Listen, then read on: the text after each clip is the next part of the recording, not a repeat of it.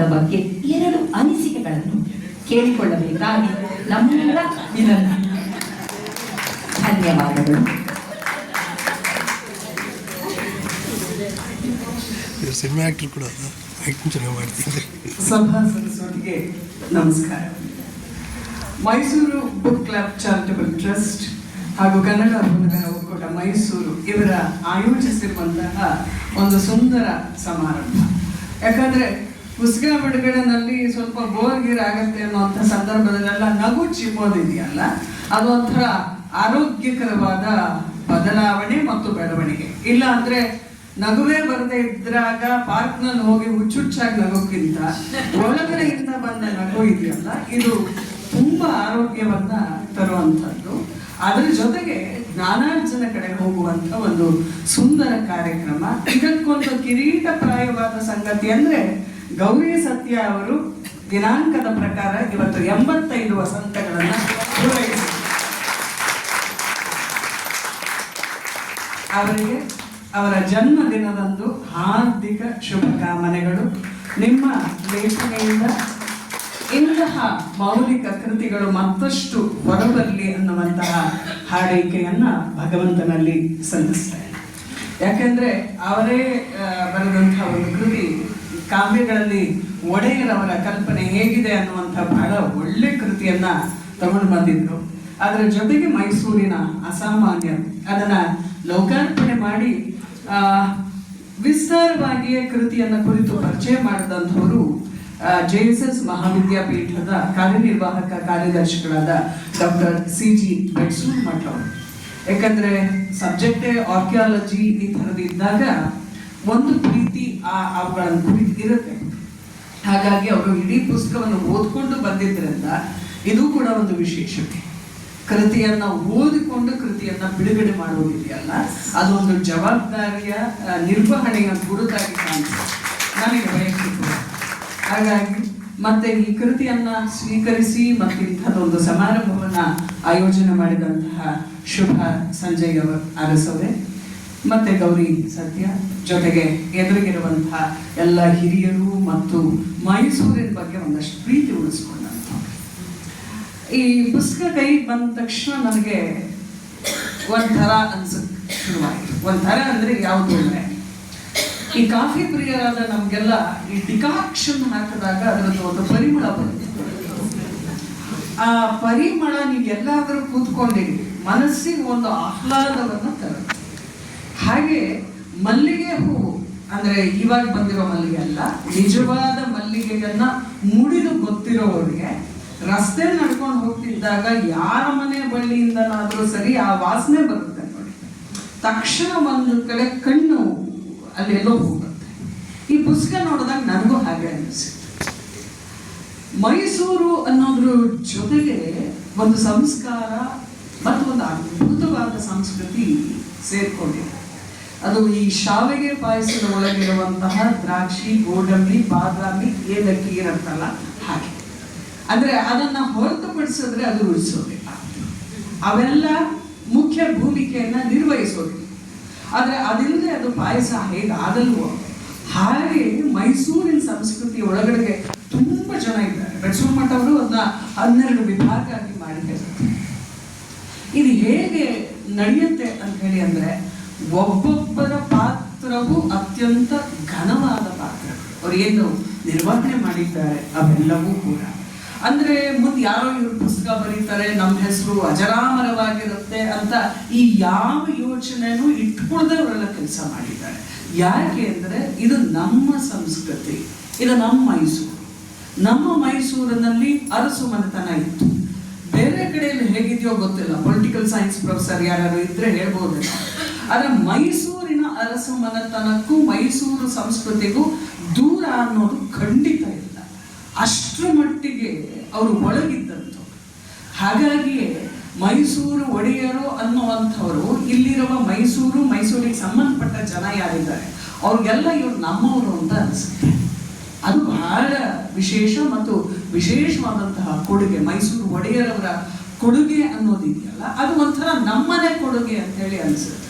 ಈಗ ನಾನು ಮೈಸೂರು ವಿಶ್ವವಿದ್ಯಾನಿಲಯದಲ್ಲಿ ಓದಿದೆ ಅಂದ್ರೆ ನಾನು ಜೀವಮಾನ ಬರೆಯುವಂತ ಆ ಸಂಸ್ಥಾನಕ್ಕೆ ಋಣಿಯಾಗಿ ಆಗಿರ್ತೀನಿ. ಯಾಕೆಂದ್ರೆ ಜಾಗ ಕೊಟ್ಟಿದ್ದು ಅವರು, ಅಲ್ಲಿಯ ಅನೇಕ ಕಟ್ಟಡಗಳು ಇವೆಲ್ಲದರ ಹಿಂದೆ ನಮಗೆ ಓದಿದೆ. ಅಂಥದ್ದೊಂದು ವಿಷನರೀಸ್ ಅಂತ ಹೇಳಿ ಬಂದಿದ್ದರಿಂದ ನಾವೆಲ್ಲರೂ ಅದನ್ನು ಅರ್ಥ ಮಾಡ್ಕೊಂಡ್ವಿ ಅನ್ನೋದಿದೆಯಲ್ಲ, ಅಂತಹ ಕಂಪನ್ನ ಈ ಕೃತಿ ಪೂರ್ಣ ಪ್ರಮಾಣದಲ್ಲಿ ಪರಿಚಯಿಸ್ತಾ ಹೋಗುತ್ತೆ. ಇದನ್ನ ಡಾಕ್ಯುಮೆಂಟೇಶನ್ ಅಂತ ಹೇಳಿ ಮಾಡ್ತಾ ಹೋದಾಗ ಬಹಳ ಸರಿ ಕೃತಿಗಳು ನೀರಸವಾಗಬಹುದು. ಎದುರುಗಡೆ ಇರೋ ಸುಶೀಲಾ ರಸ್ ಅವರು ಬೇಜಾರು ಮಾಡ್ಕೋಬಾರ್ದು, ಹಿಸ್ಟ್ರಿ ಪ್ರೊಫೆಸರ್ ಅವರು, ಆಯ್ತಾ. ಬರೀ ಅಂಕಿ ಅಂಶಗಳು ಅಂತ ಇದ್ದಾಗ ಬೇರೆ ಆಗತ್ತೆ. ಆ ಅಂಕಿ ಅಂಶದ ಜೊತೆಗೆ ಈ ಸಂಸ್ಕಾರದ ಗಮನ ಸೇರುತ್ತಲ್ಲ, ಆವಾಗ ಅದು ಆಪ್ಯಾಯಮಾನವಾಗುತ್ತೆ.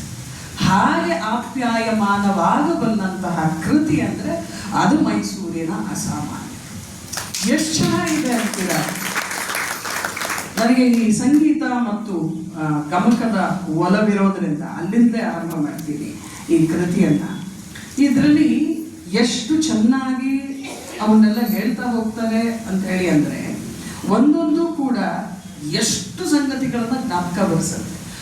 ಎಲ್ಲಿಂದಲೋ ಬಂದು ಮೈಸೂರಿನಲ್ಲಿ ನೆಲೆಯಾಗಿ ನಿಂತ ನನಗೆ ಇಷ್ಟೊಂದೆಲ್ಲ ಸಂಬಂಧಗಳನ್ನಿದು ಹೇಳಿಕೊಡುತ್ತೆ ಅಂತ ಆದ್ರೆ, ಇಲ್ಲೇ ಹುಟ್ಟಿ ಬೆಳೆದವರಿಗೆ ಅದು ಪೂರ್ತಿಯಾಗಿ ನಂದು ಅಂತ ಅನ್ಸಕ್ಕಾಗತ್ತೆ. ಒಂದು ನಾಟ್ಯ ಸರಸ್ವತಿ ಜಟ್ಟಿ ತಾಯಮ್ಮನವರ ಬಗ್ಗೆ ಒಂದು ಪರಿಚಯ ಇದೆ. ಮೈಸೂರಿನ ಮಹಾರಾಜರಿಗೂ ನೃತ್ಯ ಮತ್ತು ಸಂಗೀತಕ್ಕೂ ಅಂದ್ರೆ ಬಿಡಿಸಕ್ಕೆ ಆಗದೆ ಇರೋ ನಟ ಜಟ್ಟಿ ತಾಯಮ್ಮ. ಅದರಲ್ಲೂ ಮುಮ್ಮಡಿಯವರು ಕೃತಿಗಳನ್ನ ರಚನೆ ಮಾಡಿದಂಥವ್ರು.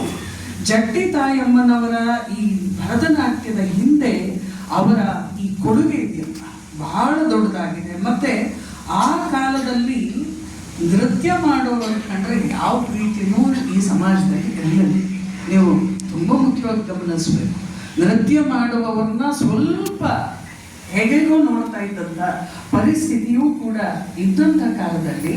ಮತ್ತೆ ಈ ಜಾವಳಿ ಅಂತ ಹೇಳಿ ಒಂದು ಕ್ಯಾಟಗರಿ ಇದೆ. ಈ ಜಾವಳಿನ ಹಾಡೋದಾಗ್ಲಿ ನೃತ್ಯ ಮಾಡೋದಾಗ್ಲಿ ಅದು ಶೃಂಗಾರ ಪ್ರಧಾನವಾದ ರಚನೆಗಳು ಅನ್ನುವಂಥ ಕಾರಣಕ್ಕೆ ಮೂಲವಾಗಿ ತೆಲುಗಿನಲ್ಲಿರುವಂತಹ ತಮಿಳಿನಲ್ಲಿರುವಂತಹ ಜಾವಳಿಗಳನ್ನ ಮಾಡ್ತಾ ಇದ್ರು. ಯಾವಾಗ ಶೃಂಗಾರ ಹೆಚ್ಚಾಯಿತು ಅಂತ ಹೇಳೋದಷ್ಟು ಅದನ್ನ ಬೇರೆ ಥರ ನೋಡಿ ಅದನ್ನ ರಂಗದ ಮೇಲೆ ಮಾಡೋದ್ರ ಬಗ್ಗೆ ಯಾರಿಗೂ ಅಂತ ವಿದ್ವಾಂಸರಿಗೆ ಯಾವ ಒಲವೂ ಇರಲಿಲ್ಲ.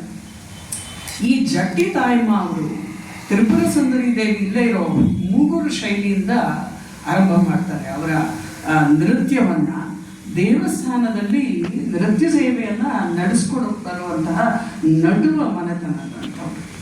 ಇವರ ನೃತ್ಯದ ರೀತಿ ಇತ್ತಲ್ಲ, ಅಂದ್ರೆ ವ್ಯತ್ಯಾಸವನ್ನ ನೀವು ಗಮನಿಸ್ಬೇಕು. ಅವರು ಹುಟ್ಟಿದ ದಿನಾಂಕ 1857. ಆ ಹೆಣ್ಣು ಮಗು ನೃತ್ಯ ಮಾಡುತ್ತೆ ಅನ್ನುವಂತಹ ಕಾರಣಕ್ಕಾಗಿ ಸಂಸ್ಕೃತ, ಸಂಗೀತ ಮತ್ತು ಶಾಸ್ತ್ರವನ್ನ ಪಾಠ ಮಾಡಿಸ್ತಾರೆ ಅವತ್ತಿನ ಪೀರಿಯಡ್ ಅಲ್ಲಿ. ಇವತ್ತು ನಾವು ಕಲಿತಾ ಇರೋದು ಯಾವ ಸಂಗತಿನೂ ದೊಡ್ಡದಲ್ಲ. ಅಲ್ಲಿ ಆ ತರಬೇತಿ ಆರಂಭ ಆಗುತ್ತೆ. ನೇರವಾಗಿ ತಕ್ಕದಿಲ್ಲಿ ತಕ್ಕ ಜನ ಅಲ್ಲ, ಸಂಸ್ಕೃತ ಭಾಷೆ, ಸಂಸ್ಕೃತ ಕಾವ್ಯಗಳ ಪರಿಚಯ ಮಾಡಿ ಕನ್ನಡದ ಹಾಡುಗಳು ಮತ್ತು ಜಾವಳಿಗಳನ್ನ ಅಭ್ಯಾಸ ಮಾಡಿ 15ನೇ ವರ್ಷಕ್ಕೇನೆ ಅವರು ಆಸ್ಥಾನ ವಿದೂಷಿಯಾಗಿ ನಿಂತ್ಕೊಳ್ತಾರೆ. ನೀವು ಆಸ್ಥಾನ ವಿದೂಷಿ ಅಂತಂದ್ರೆ ಪೊಸಿಷನ್ ಅಂತ ಅನ್ಕೊಳ್ಬೇಡಿ. ಅಲ್ಲಿ ವರ್ಧಂತಿಯ ಉತ್ಸವದಲ್ಲಿ, ಯಾಕಂದ್ರೆ ಈಗಷ್ಟೇ ಮೈಸೂರು ಆಕಾಶವಾಣಿಗೆ ಮೈಸೂರು ಒಡೆಯರ ಕೊಡುಗೆಯನ್ನು ಮಾಡಬೇಕಾದ್ರೆ ಈ ಮಾಹಿತಿಗಳು ಬಂದಿತ್ತು. ಆ ಮಧ್ಯದಲ್ಲಿ ಸಿಂಹಾಸನ, ಆ ಕಡೆ ಈ ಕಡೆ 2 ತಂಡಗಳಿಂದ ನೃತ್ಯ, ಟೆಕ್ಸ್ಟ್ ಒಂದೇ. 2 ವಿಭಾಗದವರು ಕೂಡ ಕೊರಿಯೋಗ್ರಫಿಯನ್ನ ಪ್ರಿಪೇರ್ ಮಾಡಿ ನೃತ್ಯ ಮಾಡ್ತಾ ಇದ್ರು. ನೋಡ್ತಾ ಇದ್ದವರು ಎರಡನ್ನೂ ಕೂಡ ನೋಡೋರು. ಅಕಸ್ಮಾತ್ ಒಂದು ನೃತ್ಯ ತಂಡದಲ್ಲಿ ವ್ಯತ್ಯಾಸ ಆದ್ರೆ ಮಾನ್ಯ ದಿನ ಭಕ್ಷಿ ಅವರಿಂದ ಕರೆ ಬರ್ತಾ ಇತ್ತವ್ರಿಗೆ. ಎಷ್ಟು ಕಷ್ಟ ಅಲ್ವಾ. ಈ ಕಡೆ ನಾನು ನೃತ್ಯ ಮಾಡ್ತಿದ್ದೇನೆ, ಆ ಕಡೆಗೆ ಶುಭ ಅವರು ಮಾಡ್ತಾ ಇದ್ದಾರೆ. ಇಬ್ಬರು ಕೂಡ ಒಂದೇ ಮಾದರಿಯ ಕೊರಿಯೋಗ್ರಫಿ, ಒಂದೇ ಲೆವೆಲ್ ಆಫ್ ಕೊರಿಯೋಗ್ರಫಿ. ಜಟ್ಟಿ ತಾಯಮ್ಮ ಅವರು ಅಂಥದ್ನೆಲ್ಲ ಮಾಡಿದಂಥವ್ರು. ಮಾನ್ಯ ದಿನ ಭಕ್ಷಿಯವ್ರು ಬಂದು ಕಾರಣ ಕೇಳ್ತಿದ್ರು, ನಿಮ್ಮಲ್ಲಿ ಈ ಒಂದು ಎಳೆ ಕಡಿಮೆ ಆಯ್ತಲ್ಲ ಯಾಕೆ ಅಂತ ಹೇಳಿ. ನೃತ್ಯ ಮಾಡ್ತಿದ್ದಾಗೆ ಅದಕ್ಕೆ ಜಸ್ಟಿಫಿಕೇಶನ್ ಕೊಡ್ಬೇಕಾಗಿತ್ತು. ಸಾಹಿತ್ಯದಲ್ಲಿ ಹೀಗಿತ್ತು, ಸಂಗೀತ ಅದಕ್ಕೆ ಹೀಗೆ ಬಂತು, ಆ ಕಾರಣದಿಂದ ಆಕೆ ಮಾಡಿದ ಹಾಗೆ ನಾನು ಮಾಡಲಿಲ್ಲ ಅನ್ನೋ ಉತ್ತರ ಕೊಡಬೇಕಾಗಿತ್ತು. ಈ ಥರದ್ದನ್ನು ಎದುರಿಸಿದಂಥವ್ರು ಜಟ್ಟಿ ತಾಯಮ್ಮನಂಥವ್ರು. ಅದನ್ನ ನೋಡಿ ನಂಗೆ ಬಹಳ ಸಂತೋಷ ಆಯ್ತು. ಅವ್ರ ಬಗ್ಗೆ ಬರ್ದಿರೋದು ನೋಡಿ. ರಸ, ಭಾವ, ಅಭಿನಯ ಎಲ್ಲವನ್ನ ಇಟ್ಕೊಂಡು ಇಟ್ಕೊಂಡು ಎಂಥ ಟೆಕ್ಸ್ಟ್ಗಳಿಗೆ ಡ್ಯಾನ್ಸ್ ಮಾಡ್ತಾ ಇದ್ದಿದ್ದು ಗೊತ್ತಾ? CD ಹಾಕಿ ಪ್ಲೇ ಮಾಡ್ತಾ ಇದ್ದಂಥ ಕಾಲ ಅಲ್ಲ. ಅದನ್ನು ಅವರು ಗೌರಿ ಸತ್ಯ ಅವರು ದಾಖಲು ಮಾಡ್ತಾರೆ. ಗೀತ ಗೋವಿಂದ, ಮುಕುಂದ ಮಾಲಾಸ್ತುತಿ, ಅಮರು ಶತಕ, ನೀತಿ ಶತಕವನ್ನ ನೃತ್ಯಕ್ಕೆ ತರೋದೇನು ಕಡಿಮೆ ಸವಾಲಿನ ಸಂಗತಿ ಅಲ್ಲ. ನೀತಿ ಶತಕ, ಕೃಷ್ಣ ಕರುಣಾಮೃತ, ಕಾಳಿದಾಸನ ಕೃತಿಗಳು ಇದಷ್ಟೇ ಅಲ್ಲ, ಪ್ರಭುಲಿಂಗ ಲೀಲೆ ಮತ್ತು ರಾಜಶೇಖರ ವಿಲಾಸದಂತಹ ಕಾವ್ಯಗಳನ್ನು ಇಟ್ಕೊಂಡು ಈ ನೃತ್ಯ ಬಂಧಗಳನ್ನ ಮಾಡ್ತಾ ಇದ್ದಂತಹ ಅಪರೂಪದ ನೃತ್ಯಗಾತಿ ಜಟ್ಟಿ ತಾಯಮ್ಮ. ಹಾಗಾಗಿ ಈ ಪುಸ್ತಕ ಅವರ ಬಗ್ಗೆ ದಾಖಲಿಸಿದ್ದು ನನಗೆ ತುಂಬಾ ಸಂತೋಷವನ್ನ ಕೊಡ್ತು.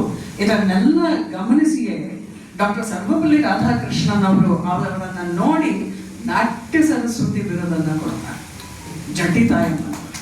ಅದು ಕೊನೆಯವರೆಗೂ ಕೂಡ ಹಾಗೆ ಉಳ್ಕೊಳ್ಳುತ್ತೆ. ಅಂದ್ರೆ ನಾವೆಲ್ಲರೂ ಹೆಮ್ಮೆ ಪಡಬೇಕಾದ್ದು ಮೈಸೂರು ಶೈಲಿಯ ಭರತನಾಟ್ಯ ಅಂತ ಹೇಳಿ. ಅಂದ್ರೆ ಜಟ್ಟಿ ತಾಯಮ್ಮನವರು ಅದನ್ನ ಅಷ್ಟೇ ಗಂಭೀರವಾಗಿ ಮುಂದುವರಿಸಿಕೊಂಡು ಹೋದಂಥವ್ರು. ಅವರ ಶಿಷ್ಯೆ ವೆಂಕಟಲಕ್ಷ್ಮಮ್ಮನವರು.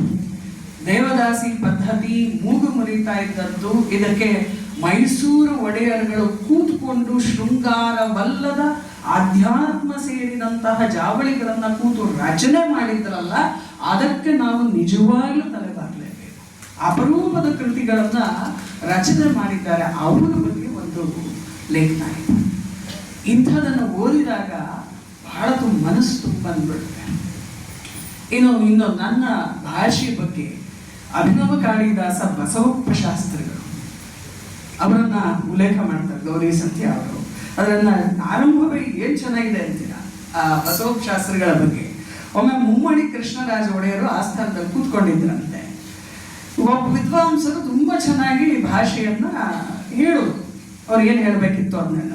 ತಕ್ಷಣ ಮೆಚ್ಚುಗೆಯಾಗಿ ರಾಜ ಅಂದ ತಕ್ಷಣ ಏನ್ ಬೇಕೋ ಅದನ್ನ ತೆಗೆದುಕೊಡುವಂತ ಸಾಮರ್ಥ್ಯ ಇದ್ದಂಥವ್ರು ಏನ್ ಬೇಕು ಕೇಳಿ ಅಂತ ಹೇಳಿ ಕೇಳೋದ್ರಂತೆ. ಅದಕ್ಕೆ ವಿದ್ವಾಂಸ ಹೇಳಿದ್ರಂತೆ, ನಂಗೇನು ಬೇಡ ಮಾಡ್ಬಿಟ್ಟು ಒಂದು ಚಿಟಿಕೆ ನಶೆ ಕೊಟ್ಬಿಡಿ ಸರ್. ವಂಡರ್ಫುಲ್ ಅಲ್ವಾ? ಯಾರು ಏನಾದ್ರು ಕೊಡ್ತೀವಿ ಅಂದ್ರೆ ಇಷ್ಟಿಷ್ಟುದ್ದ ಪಟ್ಟಿ ಕೊಡೋ ಕಾಲಕ್ಕೂ ಒಂದ್ ಚಿಟಿಕೆ ನಶೆ ಕೊಡಿ ಸಾಕು ಅಂತ ಹೇಳಿ ಕೇಳುವಂತಹ ಎತ್ತರದ ವ್ಯಕ್ತಿತ್ವ ಇರುವಂತಹ ಜನ ಇದ್ದದ್ದನ್ನ ಗೌರಿ ಸತ್ಯ ಅವರು ಮತ್ತೆ ನೆನಪಿಸ್ಕೊಡ್ತಾ ಇದ್ದಾರೆ ನಮ್ಗೆ ಈ ಕೃತಿಯ ಮೂಲಕ. ಅದು ಬಹಳ ಚಂದ. ನಾನು ಯಾಕೆ ಕಾಫಿ ಡಿಕಾಕ್ಷನ್ ಹೇಳಿದ್ದು ಅಂದ್ರೆ, ಶುದ್ಧವಾದ್ದು ಬಟ್ಟಿ ಇಳಿದು ಕೆಳಗೆ ಬಿದ್ದಾಗ ಕೊಡುವಂತಹ ಘಮಲು ಬೇರೆಯೇ. ಅದು ಇನ್ಸ್ಟೆಂಟ್ ಕಾಫಿ ಪೌಡರ್ನಿಂದ ಬರೋಕ್ಕೆ ಸಾಧ್ಯ ಇಲ್ಲ.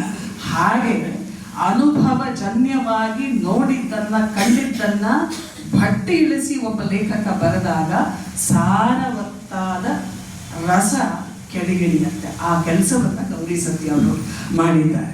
ಯಾಕೆ ಅಂದ್ರೆ ಅದನ್ನ ಬರೀತಾರೆ. ಅಂದಿನ ದಿನಗಳೇ ಅಂತದ್ದು. ಜನ ಆಸ್ತಿ ಪಾಸ್ತಿಗೆ ಆಸೆ ಪಟ್ಟವರಲ್ಲ. ಮಹಾರಾಜರು ಕೊಡ್ತೀನಿ ಅಂದ ತಕ್ಷಣ ಸಿಕ್ಕಿದ್ನೆಲ್ಲ ಕೇಳಿದ ಜನ ಅಲ್ಲ ಇಲ್ಲಿದ್ದದ್ದು. ಯಾಕೆ ಮೈಸೂರು ಗಟ್ಟಿ ಆಯ್ತು ಅಂದ್ರೆ ಈ ಕಾರಣ. ಮೈಸೂರು ಗಟ್ಟಿಯಾಗಿದ್ದೆ ಅಷ್ಟೆಲ್ಲ ಮಹಾರಾಜರು ಎದುರಿಗಿರುವ ವಿದ್ವಾಂಸರು ಬೇಡ ಅಂದ್ರೆ, ಮಹಾರಾಜರು ಇವ್ರು ಬೇಡ ಅಂದ್ರಲ್ಲ ಅಂತ ಹೇಳಿ ಕೈಯನ್ನ ಹಿಂದಕ್ಕೆ ಇಟ್ಕೊಳ್ತಾ ಇದ್ದಾರೆ.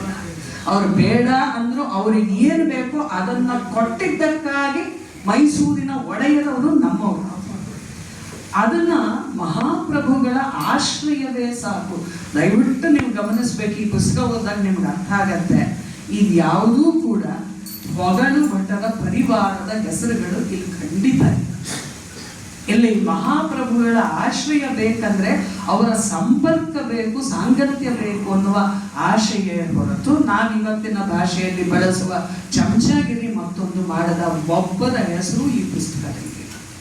ಇದು ರಾಜರಿಗೂ ಮತ್ತು ವಿದ್ವಾಂಸರಿಗೂ ಸಾತ್ವಿಕರಿಗೂ ಇದ್ದಂತಹ ಸಂಬಂಧ.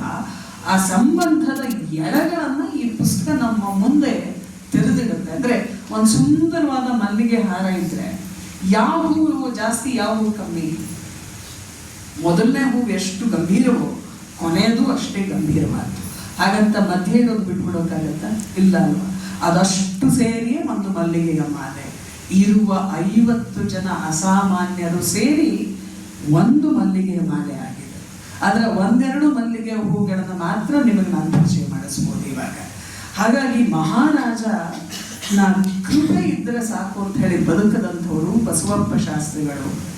ಒಬ್ಬರು, ಆ ವಾಕ್ಯ ನನಗೆ ತುಂಬಾ ಇಷ್ಟ ಆಯಿತು, ಒಬ್ಬರು ಅಭಿನವ ಕಾಳಿದಾಸರಾದರೆ ಇನ್ನೊಬ್ಬರು ಆಧುನಿಕ ಭೋಜರಾಜರು. ಎಷ್ಟು ಚೆನ್ನಾಗಿದೆ ನೋಡಿ ಈ ವಾಕ್ಯ. ಇವರಿಬ್ರು ಪರಿಚಯನೋ ಇದ್ರೆ ಈ ವಾಕ್ಯ ಅರ್ಥ ಆಗುತ್ತೆ. ಬಸವಪ್ಪ ಶಾಸ್ತ್ರಿಗಳು ಕನ್ನಡ, ಸಂಸ್ಕೃತ, ವೇದ ಇದರಲ್ಲೆಲ್ಲ ಪಾರಂಗತರಾಗಿ ಇದ್ದಂಥವರು. ತುಂಬಾ ಸಂತೋಷ ಅಂದ್ರೆ ಮೈಸೂರಿನ ರಾಷ್ಟ್ರಗೀತೆ ಬಹಳ ಹೆಮ್ಮೆಯಿಂದ ಹೇಳುವಂತ ಕಾಯೋ ಶ್ರೀ ಗೌರಿ ಕರುಣಾಕರಿ ಅನ್ನುವ ಆ ಕೃತಿಯನ್ನ ರಚನೆ ಮಾಡಿಕೊಟ್ಟಂತಹ ಕವಿ ಬಸವಪ್ಪ ಶಾಸ್ತ್ರಿ.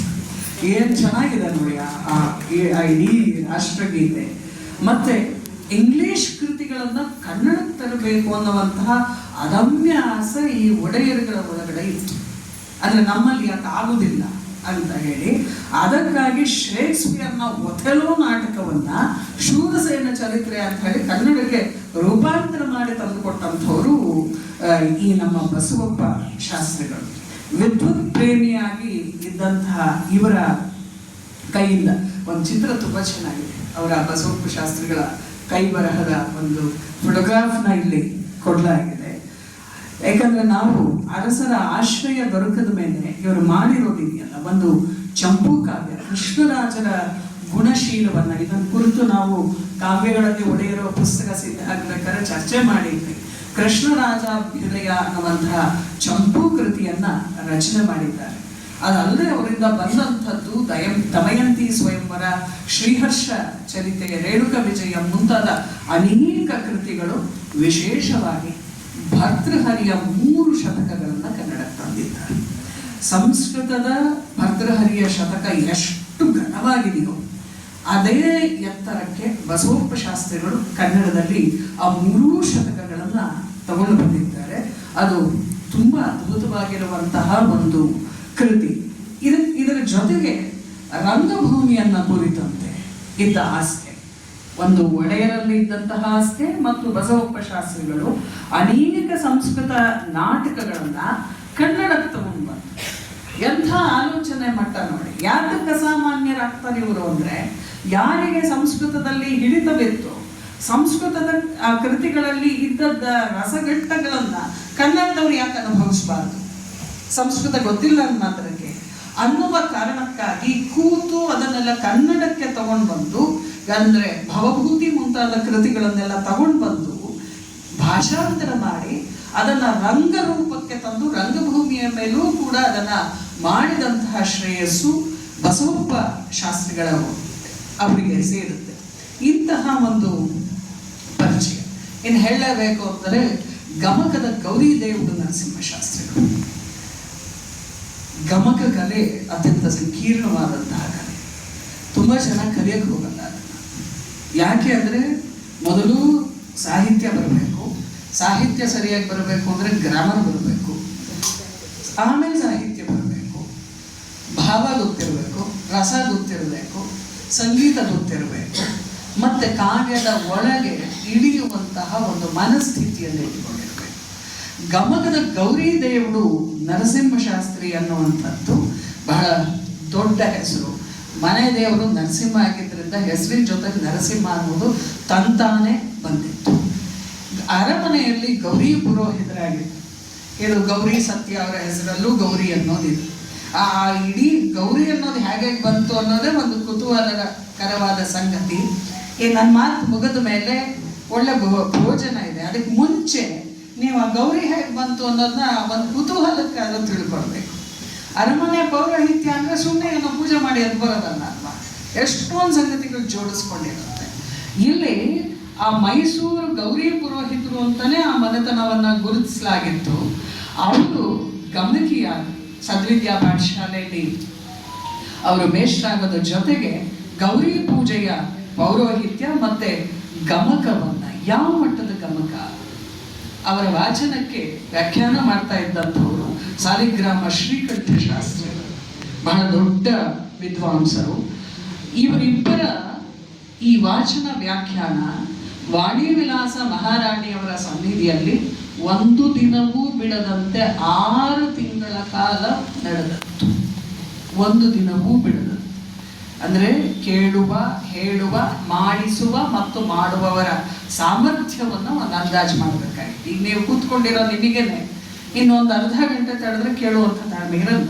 ಶ್ರುತಿ ಮತ್ತು ಸ್ಮೃತಿ ಎರಡೂ ದೂರ ಆಗ್ತಿರೋ ಕಾಲದಲ್ಲಿ 6 ತಿಂಗಳ ಕಾಲ ಅರಮನೆಯಲ್ಲಿ ಈ ವಾಚನ ವ್ಯಾಖ್ಯಾನ ನಡೆದಿತ್ತು ಮತ್ತು ನಡೆಸ್ಕೊಡ್ತಿದ್ರು ಅನ್ನೋದಿದೆಯಲ್ಲ, ಇದನ್ನ ನಾವು ಕಲ್ಪಿಸ್ಕೊಳ್ಳೋಕ್ಕೂ ಸ್ವಲ್ಪ ಕಷ್ಟ ಆಗುತ್ತೆ. ಒಂದು ದಿನವೂ ಬಿಡದೆ ಇಂತಹ ಒಂದು ಅಭಿರುಚಿ ಅರಮನೆಯಲ್ಲೂ ಇತ್ತು. ಮತ್ತೆ ಗುರುಗಳಾದವರು ಇಂಥದನ್ನ ಮುಂದಕ್ಕೆ ತರ್ತಾ ಇದ್ರು. ಇಂತಹ ಗಮಕದ ಕಾರ್ಯಕ್ರಮ ಮತ್ತು ತಯಾರು ಮಾಡಿದ್ದು ಎಂಥ ಶಿಷ್ಯರನ್ನ. ರಾಜಮ್ಮ ಅಂತ ಒಬ್ಬರು ಶಿಷ್ಯ ಇದ್ರು. ಅವರಿಗೆ 12 ವರ್ಷ ಇದ್ದಾಗಲೇ ಅವರು ಆ ಕಲೆಯನ್ನ ಅಭ್ಯಾಸ ಮಾಡಿದ್ರು. ಇನ್ನೊಬ್ಬರಂತೂ 14 ವರ್ಷ ಕಾಲ ಅಲ್ಲಿ ಅವರ ಜೊತೆಗೆ ಅಭ್ಯಾಸ ಮಾಡ್ತಾರೆ.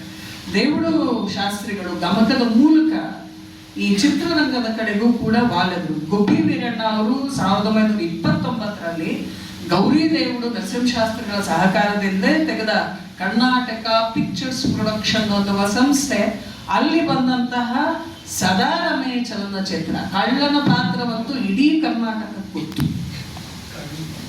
ಖಂಡಿತ ಆ ಹಾಡುಗಳೇ ತುಂಬಾ ಜನಪ್ರಿಯವಾಗಿತ್ತು. ಆದ್ರೆ ಎಲ್ಲದರ ಹಿಂದೆ ಇಡೀ ಚಲನಚಿತ್ರ ಕಥೆಯನ್ನ ಬರದ ಶ್ರೇಯಸ್ಸು ದೇವುಡು ನರಸಿಂಹಶಾಸ್ತ್ರಿಗಳಿಗೆ ಸೇರಿತ್ತು. ಇಂತಹ ದೊಡ್ಡ ಕೆಲಸವನ್ನ ಮಾಡದಂಥವರು ಗಮಕದ ಗೌರಿ ದೇವುಡು ನರಸಿಂಹಶಾಸ್ತ್ರಿಗಳು. ಇದು ಅಲ್ಲದೆ ಲಿಂಗರಾಜ ಅರಸ್ ಅಂತ ಹೇಳಿ ಒಬ್ಬರನ್ನ ಕುರಿತು ಬರೆದಿದ್ದಾರೆ. ಇವರು ದರ್ಬಾರ್ ಭಕ್ಷಿಯವರಾಗಿದ್ದು ರಾಜ ಕುಟುಂಬಕ್ಕೆ ತುಂಬಾ ಹತ್ತಿರವಾಗಿದ್ದಂಥವ್ರು. ಅದರ ಹಿಸ್ಟ್ರಿಯನ್ನೆಲ್ಲ ಪೂರ್ತಿ ಹೇಳಿದ್ದಾರೆ, ಬಹಳ ಚೆನ್ನಾಗಿದೆ. ಅಂದ್ರೆ ಆಫೀಸರ್ ಇನ್ ವೇಟಿಂಗ್ ಅನ್ನುವಂಥ ಒಂದು ಪೋಸ್ಟ್ ಅರಮನೆಯಲ್ಲಿ ಇದ್ದಂಥದ್ದು. ಆ ಕಾರ್ಯವನ್ನು ಕೂಡ ನೆರವೇರಿಸ್ತಾ ಇದ್ರು. ಇದರ ವಿಶೇಷ ಏನು ಗೊತ್ತಾ, ಖಾಸಗಿ ಕೆಲಸಗಳನ್ನು ಮಾಡೋದು. ಈಗ ರಾಜ ಮತ್ತೆ ರಾಣಿಯರನ್ನ ತುಂಬಾ ಬೇರೆ ಬೇರೆ ಕಡೆಗೆ ಆಹ್ವಾನ ಬರುತ್ತೆ, ಎಲ್ಲದಕ್ಕೂ ಹೊರಗೆ ಹೋಗಕ್ಕಾಗಲ್ಲ. ಅವರ ಪರವಾಗಿ ಹೋಗುವಂತಹ ಈ ಕೆಲಸವನ್ನ ಇವರು ಲಿಂಗರಾಜ ಅರಸ್ ಅವರು ಮಾಡ್ತಾ ಇದ್ರು. ಮತ್ತೆ ನಂಬಿಕೆಯಾದಂಥವ್ರ ಮಾತ್ರ ಕಳ್ಸಕ್ಕಾಗ್ತಿತ್ತು. ಮಹಾರಾಜ ರಾಣಿ ಅವರೆಲ್ಲ ಹೋದ್ರೆ ಏನು ಘನವಂತಿಕೆ ಇರಬೇಕಾಗಿತ್ತು, ಹೋದ ಆಫೀಸರು ಕೂಡ ಹಾಗೆ ಇರಬೇಕಾಗಿತ್ತು. ಇದರಲ್ಲಿ ಒಂದು ಅಪರೂಪದ ಸಂದರ್ಭವನ್ನ ದಾಖಲೆ ಮಾಡಿದ್ದಾರೆ ಗೌರಿ ಸತ್ಯ ಅವರು. ರೀಜೆಂಟ್ ಆಗಿದ್ದ ಮಹಾರಾಣಿ ವಾಡಿ ವಿಲಾಸ ಸನ್ನಿಧಾನ ಅವರು ನಾಲ್ವಡಿ ಕೃಷ್ಣರಾಜ ಒಡೆಯರಿಗೆ ಮದುವೆ ಮಾಡಬೇಕು ಅಂತ ಯೋಚನೆ ಮಾಡಿದ್ರಂತೆ. ಆದ್ರೆ ಹುಡುಗಿ ಎಲ್ಲಿಂದ ಆರಿಸೋದು? ಮಹಾರಾಣಿಯವರು ನೇರವಾಗಿ ಯಾವುದೋ ಹುಡುಗಿ ನೋಡ್ಕೊಂಡ್ ಬರಕ್ಕಾಗಲ್ಲ. ಹೀಗಾಗಿ ಒಂದಷ್ಟು ಜನನ್ನ ಆಯ್ಕೆ ಮಾಡಿಕೊಂಡು ಅವ್ರನ್ನೆಲ್ಲ ನಿಯೋಗ ಮಾಡ್ತಾರಂತೆ. ಅಂದ್ರೆ ನೀವು ಉತ್ತರ ಭಾರತಕ್ಕೆ ಹೋಗಿ, ಆ ಕಡೆಗೆ ಹೋಗಿ ಸೂಕ್ತವಾದ ಕನ್ಯೆಯನ್ನು ನೋಡ್ಕೊಂಬನ್ನಿ ಅಂತ ಹೇಳಿ ಕಳಿಸ್ತಾರಂತೆ. ಅದರಲ್ಲಿ ಲಿಂಗರಾಜ ಅರಸ್ ಕೂಡ ಮುಖ್ಯವಾದ ಪಾತ್ರವನ್ನ ಆ ನಿಯೋಗದಿಂದ ನೆರವೇರಿಸಿದಂಥವ್ರು. ಅವರು ಅಲ್ಲಿ ಕಥೆ ಮಾಡಕ್ ಹೋಗಿ ವಾನಾ ಕುಟುಂಬದಿಂದ ಜೂಲಾ ಸಂಸ್ಥಾನದ ರಾಣಾ ಸಾಹೇಬ್ ವಿನಯ ಸಿಂಹ ಅವರ ಮನೆಗೆ ಹೋಗಿ ಅವರ ಮನೆತನದವರೆಲ್ಲ ಹೇಗಿದ್ದಾರೆ ಅಂತ ನೋಡಿ ಅವರ 11 ವರ್ಷದ ಹಿರಿಯ ಪುತ್ರಿ ಪ್ರತಾಪ್ ಕುಮಾರಿ ದೇವಿಯವರನ್ನ ಆಯ್ಕೆ ಮಾಡ್ಕೊಂಡು ಬಂದು ಮಹಾರಾಣಿಯವರಿಗೆ ಹೇಳ್ತಾರಂತೆ, ಆ ಹೆಣ್ಣು ಮಗು ಆದ್ರೆ ಇವರಿಗೆ ಸರಿ ಹೋಗ್ಬಹುದು, ನಾಲ್ವಡಿಯವರು ಏನಾಗಬಹುದು ಅನ್ನೋದನ್ನ ಒಂದು ತಲೆಯಲ್ಲಿ ಇಟ್ಕೊಂಡು ಆ ಮನೆತನದ ಹೆಣ್ಣು ಮಗು ಬಂದ್ರೆ ನಾಲ್ವಡಿಯವರ ಎಲ್ಲ ಜನೋಪಯೋಗಿ ಕಾರ್ಯಕ್ಕೆ ಸೂಕ್ತವಾದ ಹೆಣ್ಣು ಮಗಳು ಆಗ್ತಾಳೆ ಅಂತ ಹೇಳಿ ಇವರು ಮಾಡಿದ ಶಿಫಾರಸನ್ನ ಇಟ್ಕೊಂಡು ಅರಮನೆಯಲ್ಲಿ 1900 ಜೂನ್ ತಿಂಗಳಲ್ಲಿ ಆ ವಿವಾಹ ನಡೆಯುತ್ತೆ. ಆ ಮಟ್ಟಕ್ಕೆ ಯೋಚನೆಯನ್ನು ಮಾಡ್ತಾರೆ. ಅಂದ್ರೆ ಲಿಂಗರಾಜ ಅರಸ್ ಅವರು ಹೇಗಿದ್ರು ಅಂತ ಹೇಳಿ ಅಂದ್ರೆ ಮುಂದಿನ ಪೀಳಿಗೆಯ ಈ ಅರಸಮನೆತನದವನ್ನ ಸ್ವಂತ ಮಕ್ಕಳಿಗಿಂತ ಹೆಚ್ಚು ಪ್ರೀತಿಸ್ತಾರೆ.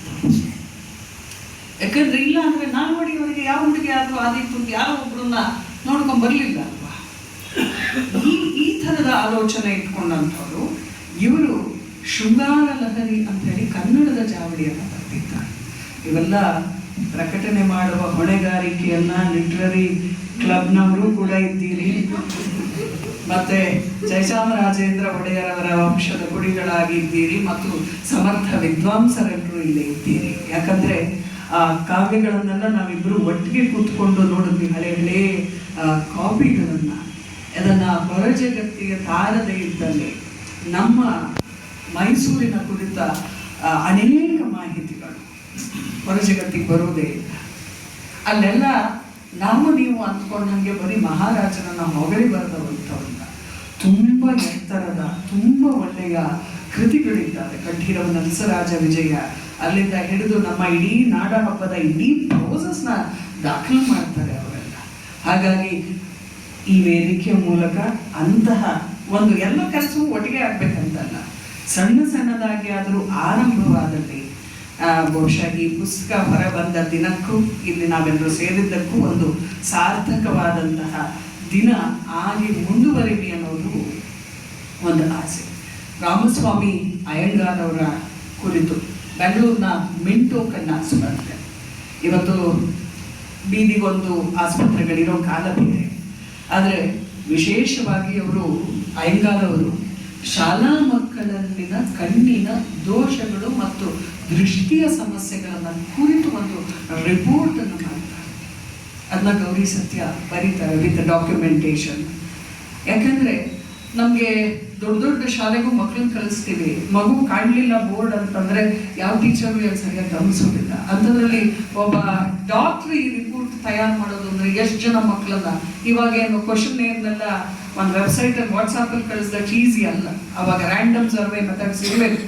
ಆದರೆ ಹೋಗಿ ಭಾರತದ ಶಾಲಾ ವಿದ್ಯಾರ್ಥಿಗಳ ಕಣ್ಣಿನ ದೃಷ್ಟಿ ಅಂತ ಹೇಳಿ ಒಂದು ದೊಡ್ಡ ರಿಪೋರ್ಟ್ ಅನ್ನು ಸಿದ್ಧ ಮಾಡಿ ಅವರು ಸರ್ಕಾರಕ್ಕೆ ಸಲ್ಲಿಸ್ತಾರೆ. ಅದಕ್ಕಾಗಿ MD ಪದವಿಯನ್ನು ಅವರಿಗೆ ನೀಡಲಾಗುತ್ತೆ. ಅದಾದ ನಂತರ ಮಿಂಟೋ ಕಣ್ಣಾಸ್ಪತ್ರೆ ಎಷ್ಟು ಕಷ್ಟಪಟ್ಟಿದ್ದಾರೆ ಅಂದ್ರೆ ಅವರೆಲ್ಲ ಬೆಂಗಳೂರಿನ ಕಣ್ಣಾಸ್ಪತ್ರೆ ಅಂತ ನಾವು ಇವತ್ತು ಏನು ನೋಡ್ತಾ ಇದ್ದೀವಲ್ಲ, ಅದು ಚಿಕ್ಕಪೇಟೆನ ಅಂಗಡಿಯ ಒಂದು ಜಾಗದಲ್ಲಿ ಜಾಗ ಕೊಟ್ಟಿದ್ರು ಕಣ್ಣಿನ ಪರೀಕ್ಷೆ ಮಾಡಿ. ಚಿಕ್ಕಪೇಟೆ ಎಷ್ಟು ಗಿಜಿ ಅನ್ನಂತೆ ನಿಮಗೆ ಗೊತ್ತು. ಅಲ್ಲೊಂದು ಟೇಬಲ್ನು ಒಂದು ಮುರುಕಲು ಸ್ಟೂಲ್, ಅದ್ರ ಮೇಲೆ ಕೂತ್ಕೊಂಡು ಕಣ್ಣಿನ ಪರೀಕ್ಷೆ ಮಾಡೋದು. ಮೊದಲನೇ ದಿನ 9 ಜನ ಬಂದ್ರಂತೆ.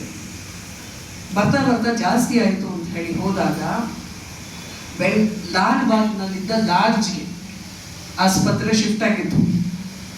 ಅದಾದ ನಂತರ ಪ್ಲೇಗ್ ಬಂತು ಅಂತ ಹೇಳಿ ಲಾಡ್ಜಿಂದನೂ ಜಾಗ ಖಾಲಿ ಮಾಡಿಸಿದ್ರು. ಕಣ್ಣು ನೋಡೋದಲ್ಲಿ ಇವರೆಲ್ಲ ಒಬ್ಬೊಬ್ಬ ವ್ಯಕ್ತಿಯು ಎಷ್ಟು ಕಷ್ಟಪಟ್ಟಿದ್ದಾರೆ ತಾವು ಆಯ್ಕೆ ಮಾಡಿಕೊಂಡ ಕಾರ್ಯಕ್ಷೇತ್ರದಲ್ಲಿ ಅನ್ನೋದು ಈ ಪುಸ್ತಕ ಓದಿದಾಗಲೇ ಅರ್ಥ ಆಗುತ್ತೆ. ಹಾಗೆ ಎತ್ತಂಗಡಿ ಮಾಡಿಸಿದಾಗ ಕೊನೆಗೆ ವಿಕ್ಟೋರಿಯಾ ಆಸ್ಪತ್ರೆಗೆ ಒಂದು ತುಳಿದ ಜಾಗ ಕೊಟ್ಟು ಆಮೇಲೆ ಇವರ ಕಾರ್ಯಕ್ಷಮತೆಯನ್ನು ನೋಡಿಬಿಟ್ಟು 1897ರಿಂದ 1910ರ ಮಧ್ಯದಲ್ಲಿ ಇನ್ನೊಂಚೂರು ದೊಡ್ಡದು ಮಾಡಿ ಒಂದು 36 ಜನಕ್ಕೆ ಚಿಕಿತ್ಸೆ ಕೊಡೋ ಹಾಗೆ ಮಾಡಿದ್ರು. ಅದಾದಮೇಲೆ ಸ್ವಲ್ಪ ದೊಡ್ಡದಾದಂಥದ್ದು, ವಿಶೇಷವಾಗಿ ಮಹಾರಾಜ ಕೃಷ್ಣರಾಜ ಒಡೆಯರು ವಿಶೇಷವಾದಂತಹ ಕಣ್ಣಾಸ್ಪತ್ರೆಗೆ ಶಂಕುಸ್ಥಾಪನೆ ಮಾಡಿದ ಮೇಲೆ ಸ್ವಂತದ್ದು ಅಂತ ಒಂದು ಕಟ್ಟಡ ಬಂತು. ಒಬ್ಬ ವೈದ್ಯಾಧಿಕಾರಿ ಯಾರ್ಯಾರದು ಕಣ್ಣಿನ ಜವಾಬ್ದಾರಿಗಾಗಿ ಇಷ್ಟೆಲ್ಲ ಕೆಲಸ ಮಾಡಿದಂತಹ ಇದು ನಮಗೆ ಇದರಲ್ಲಿ ಸಿಗುತ್ತೆ. ಹಾಗಾಗಿ ಇಡೀ ಪುಸ್ತಕ ಎಂತಹ 50 ಜನ ಅಸಾಮಾನ್ಯರನ್ನ ಕುರಿತು ನಮ್ಮ ಜೊತೆಗೆ ಮಾತಾಡ್ತಾ ಹೋಗುತ್ತೆ. ಒಬ್ಬೊಬ್ಬ ವ್ಯಕ್ತಿಯೂ ಕೂಡ ನಮ್ಮ ಜೊತೆಗೆ ಅವರ ಕಥೆಗಳನ್ನು ಹೇಳಿದ ಹಾಗೆ ಅನ್ಸುತ್ತೆ. ವೇದಾಂತಂ ಶಿವರಾಮ ಶಾಸ್ತ್ರಿಗಳ ಕುರಿತಂತೆ ಇರುವಂತಹ ಆ ಭಾಗ, ಯಾಕಂದ್ರೆ ಶಂಕರಾದ್ವೈತವನ್ನ ಕುರಿತಂತೆ ಅವರು ಮಾಡಿದಂತಹ ಕೆಲಸ, ಮತ್ತೆ ಕರಿಗಿರಿ ರಾಯ ಜ್ಞಾನಕಲಾ ದುರಂಧರ ಅನ್ನುವ ಬಿರುದೇ ಇಟ್ಕೊಂಡಿದ್ದು, ಮತ್ತೆ ನಾವೆಲ್ಲ ಬಹಳ ಪ್ರೀತಿಸುವಂತಹ ಸೋಸ್ಲೆ ಅಯ್ಯ ಶಾಸ್ತ್ರಿಗಳು, ಮತ್ತೆ ನಾರಾಯಣ ಅಯ್ಯಂಗಾರ್, ಈ ಥರದ 50 ಜನವೂ ಕೂಡ ಇಂತಹ ಅದ್ಭುತ ಕಾರ್ಯವನ್ನ ಮಾಡಿರುವಂತಹ ಈ ಎಲ್ಲರನ್ನ ವಿಶೇಷವಾಗಿ ಬೆಚ್ಚೂರು ಮಠ ಅವರು ಹೇಳಿದ್ರು, ಕಷ್ಟಪಟ್ಟು ಅವರ ಭಾವಚಿತ್ರಗಳನ್ನ ಹುಡ್ಕೊಂಡು ಬಂದು ಅದನ್ನು ಛಾಪಿಸಿ ಅದರ ಜೊತೆಗೆ ಮಾಹಿತಿಗಳನ್ನ ಕೊಟ್ಟಿರೋದಿದೆಯಲ್ಲ, ಅದು ಬಹಳ ದೊಡ್ಡದು. ಅದಲ್ಲದೆ ಕೊನೆಯಲ್ಲಿ ಒಂದು ಭಾಗ ಇದೆ, ಅಂದ್ರೆ ಇದನ್ನೆಲ್ಲ ಓದಿ ಈಗಾಗಲೇ ಮೆಚ್ಕೊಂಡಿರುವಂಥವರ ಅಭಿಪ್ರಾಯಗಳನ್ನೂ ಕೂಡ ಇಲ್ಲಿ ಹಾಕಿದ್ದಾರೆ. ಅದು ಕೂಡ ಬಹಳ ಸಂತಸದ ಸಂಗತಿ. ಹೀಗಾಗಿ ಮೈಸೂರಿನ ಅಸಾಮಾನ್ಯರು ಪುಸ್ತಕ ಆಗ್ತಾ ಹೋಗುತ್ತೆ. ಮೈಸೂರನ್ನ ಪ್ರೀತಿಸೋರಿಗೆ, ಸಂಸ್ಕೃತಿಯನ್ನ ಪ್ರೀತಿಸುವಂತಹ ಜನಗಳಿಗೆ ಇಲ್ಲಿನ ಒಬ್ಬೊಬ್ಬರು ಮಾಡಿರುವ ಕೆಲಸವೂ ಕೂಡ ಆಗ್ತಾ ಹೋಗುತ್ತೆ ಮತ್ತು ಅವ್ರ ಬಗ್ಗೆ ಇನ್ನಷ್ಟು ತಿಳ್ಕೊಳ್ಳುವಂತಹ ಕುತೂಹಲ ಹೆಚ್ಚಾಗ್ತಾ ಹೋಗುತ್ತೆ. ಹೀಗೆ ಮೈಸೂರು ಅನ್ನುವ ಸಂಸ್ಕೃತಿಯ ಎಲ್ಲ ಭಾಗಕ್ಕೆ ಗಟ್ಟಿಯಾಗಿ ನಿಂತ ಈ ಸ್ತಂಭಗಳನ್ನು ಕುರಿತು ಗೌರಿ ಸತ್ಯ ಅವರು ಪರಿಚಯಿಸಿದ್ದಾರೆ. ಅವರು ಕೂಡ ಸಾಕಷ್ಟು ಹಿರಿಯರು. ಈ ವಯೋಮಾನದಲ್ಲೇ ಮೈಸೂರಿನ ಬಗ್ಗೆ ಇರುವ ಪ್ರೀತಿ ಮತ್ತೆ ಈ ಎಲ್ಲ ಅಸಾಮಾನ್ಯರ ಬಗ್ಗೆ ಇರುವಂತಹ ಪ್ರೀತಿ, ಯಾಕೆಂದ್ರೆ ಈ ಪುಸ್ತಕ ಆಗಬೇಕಂತಂದ್ರೆ ಮತ್ತೆ ಪ್ರೂಫ್ ನೋಡಬೇಕು, ತಿದ್ದಬೇಕು, ಬಹಳ ದೊಡ್ಡ ಕೆಲಸ ಇರುತ್ತೆ. ಆ ಎಲ್ಲ ಕೆಲಸಗಳನ್ನ ಈ ವಯಸ್ಸಿನಲ್ಲೂ ಕೂಡ ಇಟ್ಕೊಂಡು ಮಾಡಿ ಒಂದು ಅಸಾಮಾನ್ಯವಾದ ಕೆಲಸವನ್ನ ಗೌರಿ ಸತ್ಯ ಅವರು ಕೂಡ ಮಾಡಿ ತಾವೂ ಕೂಡ ನೆನೆಸಲೇಬೇಕಾದಂತಹ ಅಸಾಮಾನ್ಯರ ಪಂಕ್ತಿಯಲ್ಲಿ ನಮಗೊಂದು ಸಣ್ಣ ಜವಾಬ್ದಾರಿ ಇದೆ. ಇಷ್ಟು ನಾವು ಸಂತೋಷವಾಗಿ ಈ ಬೀದಿಗಳಲ್ಲೆಲ್ಲ ಓಡಾಡ್ತಿದ್ದೀವಿ, ನೋಡ್ತಾ ಇದ್ದೀವಿ. ಇವನ್ನೆಲ್ಲ ಮಾಡಿಟ್ಟಂಥವ್ರು ಯಾರು? ನಮ್ಮ ಹಿರಿಯರು. ಅಂಥವ್ರ ಬಗ್ಗೆ ತಿಳ್ಕೊಳ್ಳೋದು ನಮ್ಮೊಂದು ಜವಾಬ್ದಾರಿ. ಆ ಜವಾಬ್ದಾರಿ ನಿರ್ವಹಿಸ್ಬೇಕಂದ್ರೆ ಎಲ್ಲಿಂದ ಹೋಗೋದು ಮುಂಚೆ ನಿಮ್ಮ ಕೈಯಲ್ಲಿ ಪುಸ್ತಕ ಇರಬೇಕು. ಕೇಳೋದು ಎಷ್ಟು ಮುಖ್ಯವೋ, ಕೈಯಲ್ಲಿ ಪುಸ್ತಕ ಹಿಡಿದಾಗ ಈಗ ಹೇಗೆ ಕೇಳಿದಾಗ ಅರ್ಥ ಅನಿಸುತ್ತೋ, 50 ಜನ ಮನೆಯ ಹಿರಿಯರನ್ನು ನೆನೆಸ್ಕೊಂಡಂತಹ ಸಾರ್ಥಕ ಭಾವ ನನಗಂತೂ ಬಂತು. ನನ್ನ ಅಜ್ಜನ್ನ, ನನ್ನ ಮುತ್ತಜ್ಜನ ನೆನೆಸ್ಕೊಂಡಾಗ ನನಗೇನು ಒಂದು ನೆಮ್ಮದಿ ಸಿಗತ್ತೆ. ಅದು ಈ ಪುಸ್ತಕ ಓದಿದಾಗಲೂ ನನಗೆ ಸಿಗುತ್ತೆ. ಹಾಗಾಗಿ ಆ ನೆಮ್ಮದಿ ನಿಮ್ಮಲ್ಲೂ ಬರಬೇಕು ಅಂತ ಹೇಳಿ ಆದರೆ ನಾವೇನು ಅಷ್ಟೆತ್ತರಕ್ಕೆ ಏರೋಕ್ಕಾಗಲ್ಲ, ಅದಂತೂ ಸತ್ಯ. ಆ ಎತ್ತರಕ್ಕೆ ಏರೋದು ಕಷ್ಟ ಇದೆ. ಆದರೆ ಆ ಎತ್ತರ ನಮ್ಮ ಮಧ್ಯದಲ್ಲಿ ಇತ್ತು ಅನ್ನೋದನ್ನ ನೋಡೋಕ್ಕಾದ್ರೂ ನಿಮ್ಮ ಕೈಯಲ್ಲಿ 1-2 ಪುಸ್ತಕದ ಪ್ರತಿಗಳಿರಬೇಕು. ದಯಮಾಡಿ ಆ ಕೆಲಸವನ್ನು ಮಾಡಿ ಅಂತ ಹೇಳಿ ಹೇಳ್ತಾ ಅವಕಾಶ ಕೊಟ್ಟ ಎಲ್ಲರಿಗೂ, ವಿಶೇಷವಾಗಿ ನಮ್ಮ ಮಾತಾಜಿಯವರು, ಅವರಿಂದಲೇ ನನಗೆ ಗೌರಿ ಸತ್ಯ ಅವರ ಪರಿಚಯ. ಮಾತಾಜಿಯವರ ಪಾದಗಳಿಗೆ ಪ್ರಣಾಮವನ್ನು ಸಲ್ಲಿಸ್ತಾ ಕೇಳಿದ ನಿಮ್ಮೆಲ್ಲರಿಗೂ ಧನ್ಯವಾದಗಳನ್ನು ಹೇಳ್ತಾ ಮತ್ತೊಮ್ಮೆ ಗೌರಿ ಸತ್ಯ ಅವರಿಗೆ ಜನ್ಮದಿನದ ಹಾರ್ದಿಕ ಶುಭಕಾಮನೆಗಳನ್ನು ಸಲ್ಲಿಸಿ ನನ್ನ ಮಾತನ್ನು ಮುಕ್ತಾಯ ಮಾಡ್ತೇನೆ. ನಮಸ್ಕಾರ. ಜೈ ಹಿಂದ್, ಜೈ ಕರ್ನಾಟಕ.